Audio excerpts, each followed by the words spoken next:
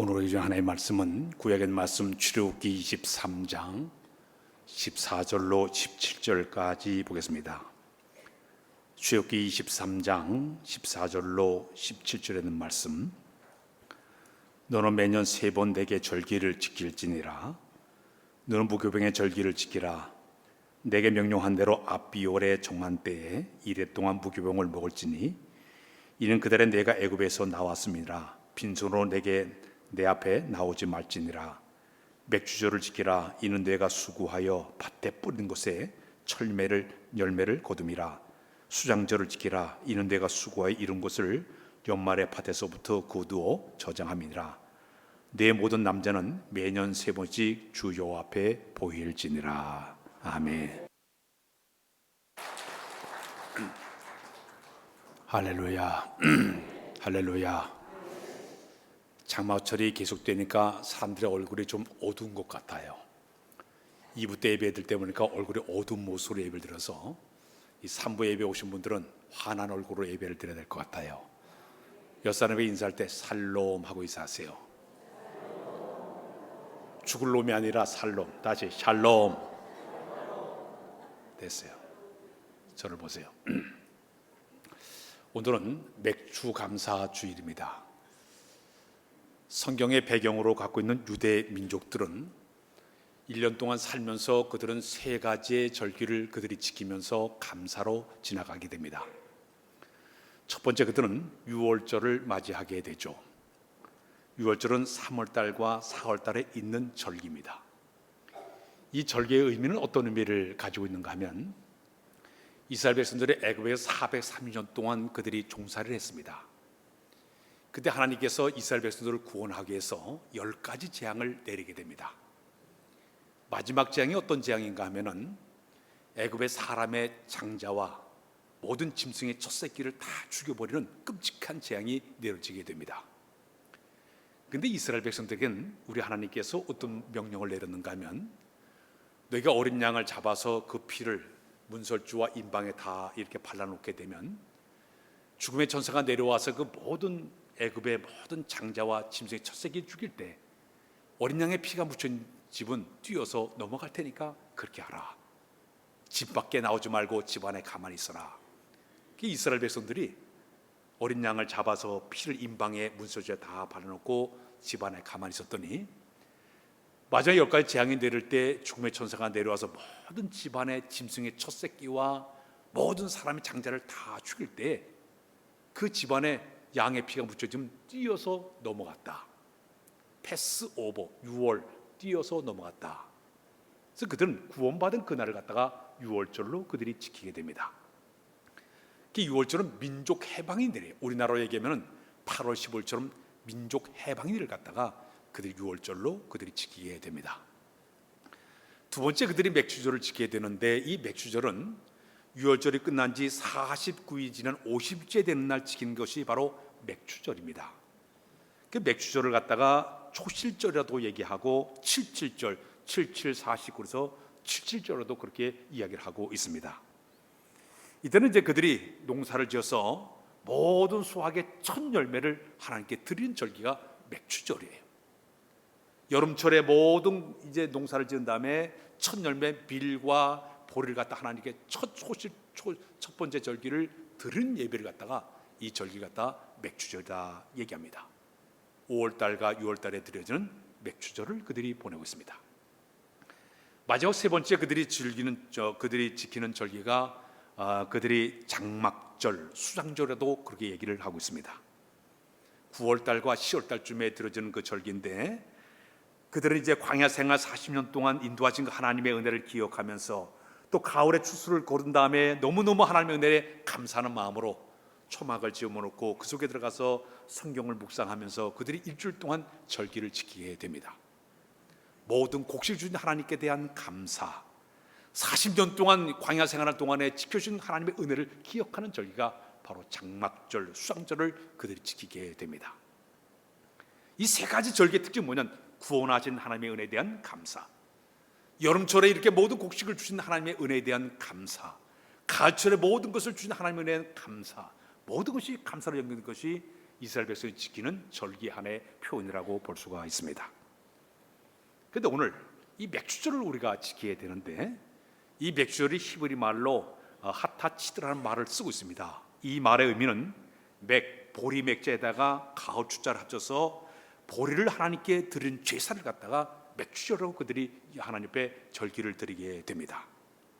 오늘 본문에 출애굽기 23장 16절을 한번 읽고 넘어가겠습니다. 우리 다 시작. 맥주절을 지키라. 이는 내가 수고하여 밭에 뿌린 곳에 첫 열매를 거둠이라.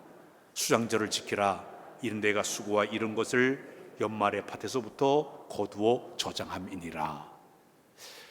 맥주절 신앙에는 크게 나누면 두 가지의 신앙이 그곳에 포함이 되어 있습니다. 첫 번째 신앙이 뭐냐면 첫 것을 하나님께 드리는 신앙이에요. 따라서 할까요? 첫 것을 하나님께 드리는 신앙. 첫 것을 하나님께 드린다. 히브리 말로 비크림이라는 말을 쓰고 있는데, 비크림의 이 말의 의미는 뭐냐면 장자, 사람들의 장자의 원에부터 흘러나온 그런 얘기입니다. 짐승이나 곡식이나 과일의 첫 것을 하나님께 드리는 것을 갖다가 우리가 이것을 맥주절의 의미의 신앙이라고 볼 수가 있습니다. 그 이스라엘 백성들은 첫 것을 하나님께 드린 것이 그들의 생활의 하나의 모습이에요. 성경을 몇 군데 보겠습니다. 출애굽기 22장 29절에 보게 되면 그런 말씀, 시작. 너는 내가 추수한 것과 내가 짜 낼 즙을 바치기를 더디하지 말지니 내 처음 난 아들들을 내게 줄지며. 또 봅니다. 민수기 18장 12절에 보게 되면 이런 말씀, 시작. 그들이 여호와께 드리는 첫 소산 곧 제일 좋은 기름과 제일 좋은 포도주와 곡식을 내게 주었은즉. 출애굽기 4장 22절에 보면 또 말씀, 시작. 너는 바로에게 이르기를 여호와의 말씀에 이스라엘은 내 아들 내 장자라. 여기 보니까 첫 것은 대표성을 의미하고 있습니다. 모든 것의 대표성을 의미하고 있어요. 이 말의 의미는 뭐냐면 내 모든 걸 다 드려도 부족하지만 내가 첫 것을 하나님께 드린다는 것은 이 모든 것이 하나님의 은혜로 하나님 나에게 준 선물, 축복입니다. 고백하는 신앙이 바로 그 신앙이에요. 하나님께 내가 이 모든 걸 드릴 때 어떤 마음을 가지고 드리는가 하면은 역대상 29장 14절에 보면 이런 말씀이 있습니다. 우리 한번 읽고 넘어가. 시작. 나와 내 백성이 무엇이기에 이처럼 즐거운 마음으로 드릴 힘이 있었나이까. 모든 것이 주께로 말미암아 싸우니 우리가 주의 손으로 받은 것을 주께 드렸을 뿐입니다. 모든 것이 다 주께로 왔기 때문에 내가 이 가운데서 내가 하나님께 돌려드립니다. 그런 마음을 가지고 첫 열매를 하나님께 드리게 되는 것입니다. 사람도요, 야곱이 12아들을 낳지 않았습니까? 12아들 가운데 첫 아들이 루벤이었습니다. 그는 장자이기 때문에 첫 열매예요. 하나님께 드려진 인물이었습니다. 그런데 하나님께서는 이 루벤을 첫 열매로 받지를 않게 됩니다. 그 이유가 바로 뭐냐면 이 루벤이 야곱의 후처 서모 비라와 통관한 일 때문에 이 루벤이 거기서 제거를 당하게 되고, 루벤 대신에 누구를 하나님께서 선택을 하면 레위 자손을 선택하게 됩니다. 레위를 하나님께 첫 열매로 드리게 되다 보니까 마침내 이 결과적 레위의 이 자손들 세 아들 게르손과 무라리와 곧 이 세 아들들이 성전 안에서 열심히 봉사를 하면서 그들이 쓰임을 받게 됩니다.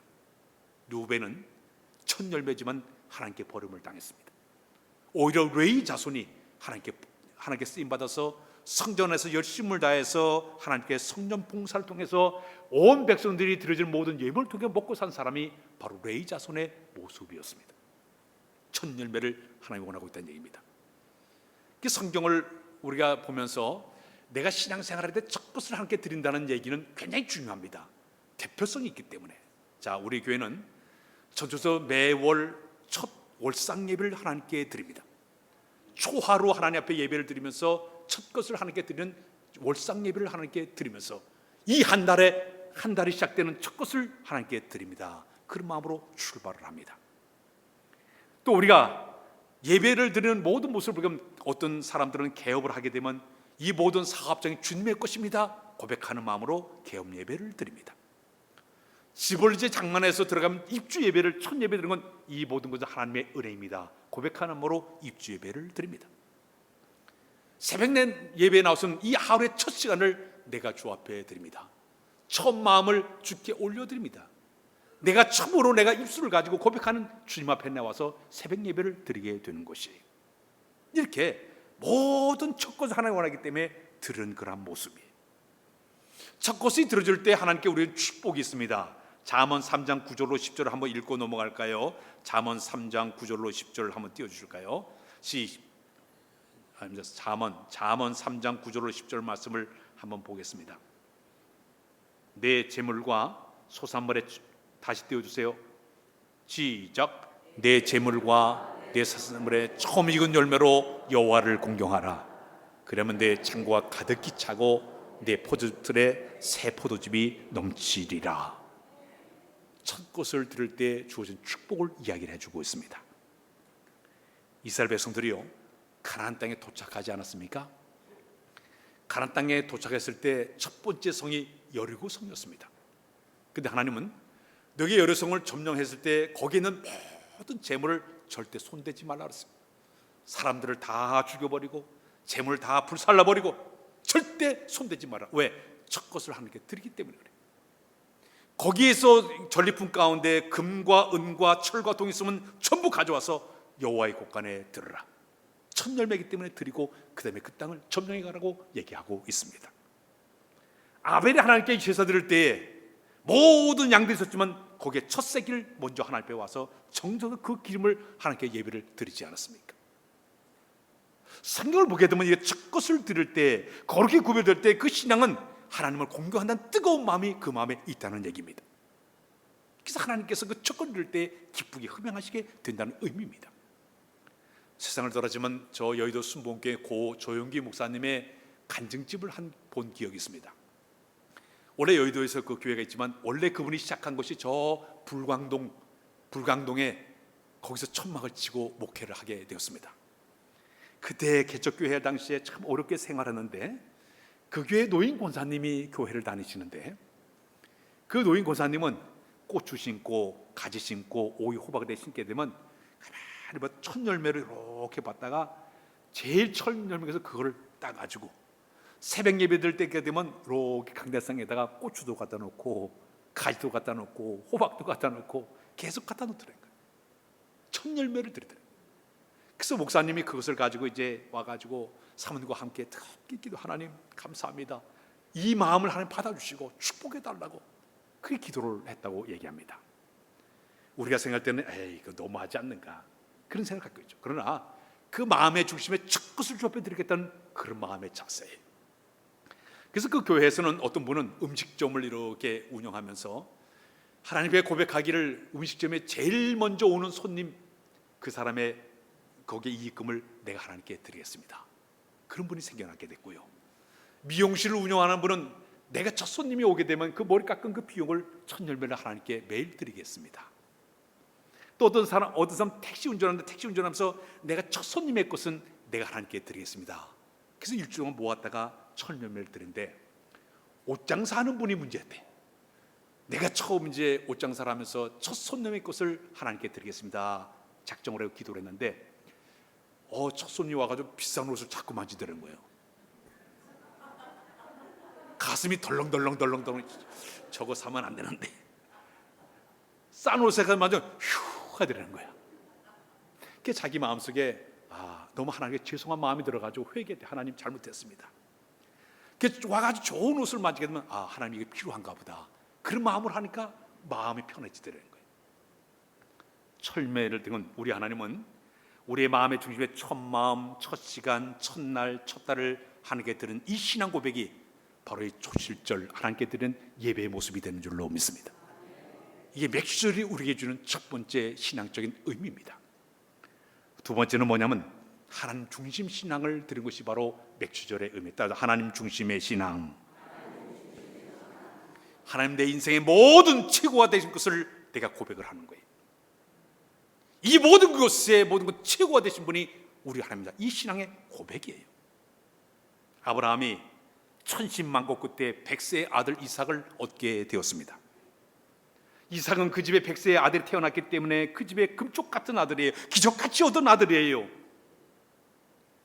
콧김에도 날아가고 걱정하는 마음으로 그 아이를 키웠습니다. 그런데 오늘 갑자기 우리 하나님께서 그 아들 이삭을 데리고 올라와서 모리아산에서 죽여서 번제로 하나님께 제물로 드리라고 명령을 내리게 됩니다. 내 가정의 첫 아들이기 때문에 내게 드리라. 그의 신앙을 테스트하기 위해서, 그의 시험하기 위해서 명령을 내렸습니다. 그때 아브라함은 하나님께 나에게 모든 이 아이를 선물 줬기 때문에 내가 이 아이를 갖다 번제로 드려도 다시 하나님은 나에게 더 좋은 아들을 주겠지 기대하는 믿음을 가지고 그 아이를 데리고 모리아산으로 끌고 올라가게 돼요. 그 아이를 결박하고 죽이려고 하게 됩니다. 그때 하나님께서 그 아이가 절대 손을 대지 말아라. 내가 진정 나를 사랑한 줄 내가 비로소 이제야 알았노라. 그래서 우리 하나님께서 아브라함에게 이런 축복의 말씀을 들려주고 있습니다. 내가 이같이 행하여 네 아들 내 덕자도 아끼지 아니하였은즉 내가 너에게 큰 복을 주고 내 씨를 크게 번성하여 하늘의 별과 같고 바닷가의 모래같이 만들어 주겠고 내 씨가 내 대적의 성문을 다 이제 치게 만들어 주겠고 내 씨로 말미암아 천하 만민이 복을 받으리니 이는 내가 나의 말을 준행하였음이니라. 첫 것이기 때문에 주님 원하시면 내가 드리겠습니다. 주님이 원하시기 때문에 우선순위로 주의 뜻을 따르겠다는 이 신앙의 고백이 바로 아브라함의 신앙의 모습이었습니다. 반면에 사무엘상 2장에 보면 끔찍한 사건이 일어나게 됩니다. 당시의 제장이 엘리의 제장이었습니다. 그 아들 홈리와 비나스가 두 아들이 있었습니다. 근데 성전 안에서 하나님 앞에 제사를 드리기 전에 이 홈리와 비나스 아주 못된 아이들이었습니다. 이 아들이 하나님께 제물을 이렇게 바치려고 하게 되면 고기를 삶을 때 와서 새 칼국이를 쿡 찍어가지고 이 가마솥에서 냄비 속에서 좋은 고기를 빼들려가지고 가서 제물을 먹는 거예요. 사람들이 이제 제물을 가져오게 되면 슬그머니 가가지고 제장에게 우리 제장 아버지께서 고기를 원한다고 좋은 고기를 뚝 잘라 갖다 먹는 거예요. 우리 하나님께서 그것을 딱 보고서 너무너무 화가 났습니다. 하나님께 드려진 예물을 함부로 건드리는 그 모습을 보고 사무엘상 2장에 거기 보면 이런 말씀으로 경고했습니다. 너희가 어찌해서 내 제물과 예물을 함부로 밟고 앉았느냐? 나보다 더 중요해서 내가 그 아들을 제대로 가르치지 못한 이것 때문에 결과는 어떻게 되었습니까? 성경 말씀 주님이 경고하기를 우리 사무엘상 2장 20절 말씀하고 있고 나를 말씀을 읽어주겠습니다. 사무엘상 시작. 나를 존중히 여긴 자를 내가 존중히 여기고 나를 멸시한 자를 내가 경멸하리라. 하나님의 것을 함부로 손댔기 때문에 하나님께서 제일 신앙을 버린 그 사람의 엘리 가정에 엘리장뿐만 아니라 두 아들이 전부 다 몰살당하는 죽음당하는 끔찍한 일이 벌어지게 됩니다. 우리가 신앙생활하면서 내가 하나님 제일 주로 삼고 하나님을 최고의 자리에 놓고 내가 섬기는 이 신앙은 복된 신앙이 되는 줄로 믿습니다. 뜨거운 마음으로 주를 섬기는 이 마음이 있어야 맥주절의 의미처럼 이런 마음이 있어야만이 진실로 하나님 사랑하는 그런 뜨거운 신앙이 가져지게 되는 것입니다. 오늘 우리 맥주절 감사를 맞이해서는 감사의 내용들이 상당히 많이 있겠지만은 우리 신앙생활하는 사람들은 크게 나누면 두 가지의 내용이 우리에게 감사가 있어야 됩니다. 첫 번째는 뭐냐면 일상생활에 이루어지는 모든 것에 대한 감사. 따라서 일상적인 감사. 우리가 이 자연의 혜택을 받고 하나님 우리에게 햇빛을 주시고 물을 주시고 좋은 공기를 줘서 내가 마음껏 호흡하며 이 사는 자체는 은혜인 줄로 믿습니다.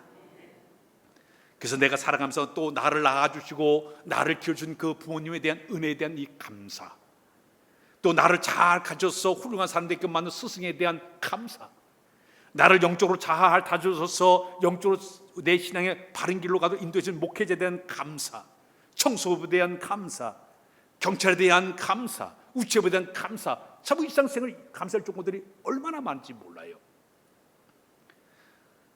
제가 지난주에 설교 준비하다가 유튜브를 언뜻 봤는데요, 전 세계에서 부자로 사는 나라들을 이렇게 소개를 하는데 전 세계 195개국 가운데 56개 나라가 다 잘 사는 나라라고 얘기합니다.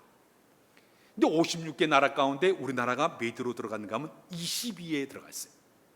우리나라가 굉장히 잘 사는데요, 우리나라 그 잘 사는 나라 사람들은 어디를 기준으로 하면 중간쯤 사는 사람의 기준을 가지고 그렇게 계산을 했다고 합니다. 중간층에 사는 사람이 얼마인가 하면 자기 순 자산이 1억 2,460만 원인 사람은 중간에 들어가 있다는 거예요. 여기 아마 대부분 사람들이 1억 2천 정도 있으면 대단한 부자예요.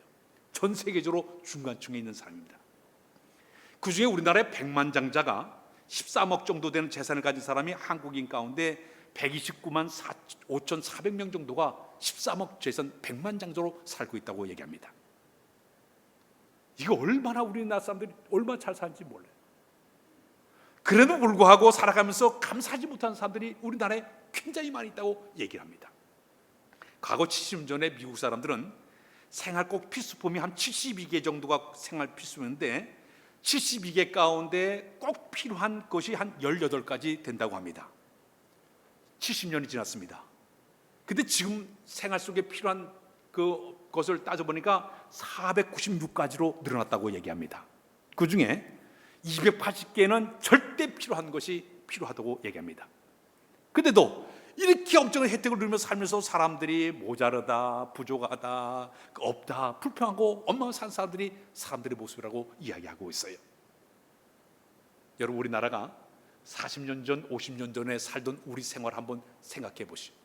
젊은 사람들은 다 모르지만은 옛날에 우리나라의 화장실 문화를 보게 되면요, 옛날에 화장실 뭐라고 해요? 변소, 저 뒷간을 뒷간, 집에서 뚝 떨어져가지고 저기 외딴 곳에다가 뒷간을 만들어 놓고 사람들이 그곳에 가지고 이제 밤에 가면 무서워가지고 가지도 못해요. 또 그 당시에는 휴지가 화장지가 없어가지고 그 화장실 안에다가 지푸라기 이렇게 놔가지고 비벼가지고 썼어요. 조금 고급스러운 건 호박잎이 조금 고급스러워. 더 고급스러운 건 아주까리 잎사귀래. 이렇게 쓰는 것이 우리 민족이에요. 우리 40-50년 전만 해도. 근데 하나님께서 지금은 이 화장지를 얼마나 부드럽고 촉감도 있고 향순하게 만들었습니까? 전 세계 화장실 문화가 절제한 나라가 우리나라에, 협회가 우리나라 수원에 있습니다. 우리나라의 상징이 휴게소에 들어가면 얼마나 깨끗한지 향기도 나고 음악도 흘러나고요, 손 씻고 다 잘 돼. 자, 우리나라가 얼마나 깨끗한 나라가 될지 몰라요. 대단한 축복이죠. 부엌을 보게 되면 옛날에 그 음식 한번 마련하려면 저 밑에 내려가지고 불을 떼다니까 아궁이 밑에 가서 불을 떼가지고 밥을 짓지 않았습니까? 밥이 집으면 국을 만들어가지고 이렇게 밥상을 차려가지고 방으로 올라가면 먼저 부엌에 거기를 턱을 넘어야 돼. 마루로 올라와야 돼. 마루 올라가 다시 턱을 넘어가지고 가서 안방에다 이렇게 밥을 차지 않습니까? 가다가 한번 발이 탁 걸리면 내동댕이 쳐가지고 그냥 국이 다 쏟아지고 밥이 내동치고, 근데 비비지 않았습니까? 요즘은요, 우리 주방 한번 보세요. 물이 그냥 뜨거운 찬물 다 나오죠. 거기다가 식기세척기, 오븐기, 전자레인지, 커피 머신기, 냉장고, 냉동고 엄청나게 너무너무 잘 살고 있어요. 그런데도 사람들의 마음속에는 감사하는 마음이 없어요. 오히려 더 이렇게 편하게 살면서도 원망이 많고 불평이 많고 사람들의 마음속에 진정한 감사의 모습들이 사라지고 있다는 안타까움 속에 살아가고 있습니다. 우리 몸속에요, 지금 혈관이 이렇게 있지 않습니까? 혈관이 있는데 우리 지구를 한 바퀴 도는데 4만 킬로 정도가 지구 한 바퀴라고 얘기합니다. 근데 우리 사람들의 이 모든 혈관과 모세 혈관을 계산하게 되면 우리 사람들의 몸속에 있는 모든 혈관의 길이가 얼마인가 하면 12만 킬로라고 얘기해요. 지구를 3바퀴 돌 정도의 엄청난 혈관이 우리 몸속에 지금 흐르고 있다고 얘기합니다. 근데 이 혈관이 한 바퀴 다 도는 시간이 46초만 걸리면 돌아간다고. 지구보다도 3배 큰 이런 그 엄청난 길이의 혈관이 막히지 않고 돌아가서 이 자리에 온 것은 은혜인 줄로 믿습니다. 축복인 줄로 믿습니다. 어느 거 하나 막히게 되면요, 밤진불수가 되어 있고, 어느 거 하나 막히게 되면 심장이 숨을 쉴 수가 없는데, 그럼에도 내가 이렇게 숨을 쉬고 사는 이 자체는 은혜인 줄로 믿습니다. 자, 이렇게 하나님께 주신 은혜가 굉장히 많기 때문에 일상생활의 감사가 첫 번째 감사의 모습이면, 두 번째 감사는 뭐냐면 특별 은혜에 대한 감사입니다. 특별 은혜에 대한 감사. 이건 영적인 하나님의 은혜의 감사입니다. 나 같은 죄인을 하나님이 선택하시고 불러주시고 주의 자녀 삼아주시고 주의 백성만 삼아주시고 이것은 엄청난 은혜인 줄로 믿습니다. 또 그 가운데 뽑아가지고 저는 목사로 또 각자 직분 주신 것은 이건 감당하지 못한 엄청난 은혜예요. 사도 바울은 이렇게 고백하죠. 나를 충성되이 여겨 내게 직분을 맡기십니. 이건 측량할 수 없는 은혜요 갚을 길 없는 은혜라고 고백하지 않았습니까? 내가 하나님의 자녀된 것도 감사한데 또 직분마다 주의를 감사하는 이 자체가 은혜가 되어야 될 줄로 믿습니다. 그래서 우리 신앙생활하는 사람들은 단계적으로 볼 때 세 단계로 이렇게 흘러가면서 신앙을 측정해 보게 됩니다. 첫 번째 단계가 바로 뭐냐면은 받는 단계. 받는 단계. 교회에 나온 지 한 6개월, 1년 안팎 되는 초신자들은 이 받는 단계의 사람들입니다. 그래서 와서 이 초신자들은 즉각 응답이 빨라요. 기도하면 즉각 응답돼요. 그리고 또 말씀을 들을 때도 쏙쏙 귀에 잘 들어옵니다. 이때가 되게 되면 전부 설교 말씀이 자기한테 하는 것처럼 느껴지는 단계가 바로 초신자 때 모습이에요. 그래서 그때가 되면 은혜도 많이 체험하고 축복도 체험하고 사업도 잘 되고 또 기적도 일어나게 만들어서 하나님께서 자꾸 그 사람을 사랑하기 때문에 그렇게 하는 단계가 바로 첫 번째 받는 단계입니다. 두 번째 단계가 뭐냐? 감사 단계입니다. 따라서 감사 단계. 조금 신앙이 성장하고 성숙해지면서부터 하나님의 은혜에 대한 그 축복에 대한 감사하는 마음이 우리 마음이 넘쳐나다 보니까 예를 들어 가지고 내가 감사합니다 표현할 수 있는 건 두 번째 단계입니다. 우리 어린아이들을 조금 자라게 되면 용돈을 주자마자 감사해, 배꼽 인사해, 감사합니다. 이게 바로 두 번째 단계. 내가 신앙에서 감사합니다 이 단계에 온 것은 내가 신앙적으로 한 계단 올라간 상태입니다. 마지막 단계는 뭐냐면 따라서 드리는 단계. 주신 은혜에 감사하는 마음으로 몸과 마음을 다 물질을 드리면서 헌신의 단계로 올라간 것은 이건 드리는 단계에 올라간 3차원의 단계에 올라간 사람이에요. 우리 교회 11조 하신 분들이 많이 계신데 대단한 신앙이에요. 참 복된 신앙이에요. 이 낙하산 타고 뛰어내리는 공수부대 사람들이 낙하산을 타기 바로 직전에 하는 게 뭐를 하는가 하면 지상에서 훈련합니다. 뛰어내리는 훈련을 하게 되는데 그 뛰어내리는 훈련이 바로 11m가 딱 있는데 거기서부터 뛰어내린다고 합니다. 공수부대 사람, 특전사 사람들이 사람이 제일 무서워하는 높이가 11m라고 그래요. 11m가 제일 무서워요. 11조가 제일 무서워요. 그래서 못하는 거야. 그 사람들이 거기서 벌벌벌 떨다가 포기한 사람도 있고 못한 사람도 있고.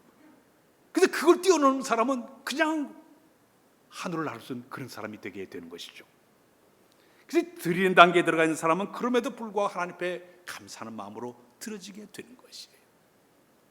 우리 남성들보다 여성들 같은 경우에 시집을 가서 아이를 낳게 되면 자기 어머니가 자기를 낳고 기른 거 생각하니까 너무너무 감격스러워가지고 시집 가서 철이 나자마자 제일 먼저 하는 게 어머님을 생각해가지고 신발도 사다 드리고 갖다 옷도 사다 드리고 용돈도 챙겨주고 여행도 시켜줘. 뭐냐? 자기가 지나고 나니까 너무너무 부모님의 은혜가 감사해서 그렇게 돼요. 남자들은 별로 없어요. 여성들이 한번 자기의 그 자녀를 낳아보니까 그것을 생각하더만 그런 감사하는 마음이 그의 마음에 생기게 되는 겁니다. 받는 단계, 감사 단계, 드리는 단계, 여기 어디에 머물러 있습니까? 신앙에 내가 올라가서 내가 듣는 단계에 올라온 것은 은혜인 줄로 믿습니다. 축복인 줄로 믿습니다. 이게 바로 우리의 신앙의 아름다운 모습이 되게 되는 것입니다. 오늘 이 맥주감사절을 맞이해서 오늘 저놈들이 반년 동안 하나님의 은혜 가운데 여기까지 이제 살아왔고 남은 이제 반년 살아가면서 주님 다시 주실 은혜를 마음속에 담고 기억하면서 내가 주 앞에 이렇게 감사하며 살기를 원하오니 제 마음의 신앙의 상태를 내가 성장시켜 주옵소서. 진실로 감사하는 마음으로 살도록 인도하여 주옵소서. 고백하는 점들 다 되시길 주의 이름으로 부탁드립니다. 하나님 아버지, 아름다운 신앙으로 주의 영광을 드러내기를 원합니다. 진정 감사의 단계로 우리의 신앙을 끌어올려 인도하여 주어서 진실로 감사하는 신앙 갖도록 은혜 베풀어 주옵소서. 예수 그리스도의 이름으로 기도하옵나이다. 아멘.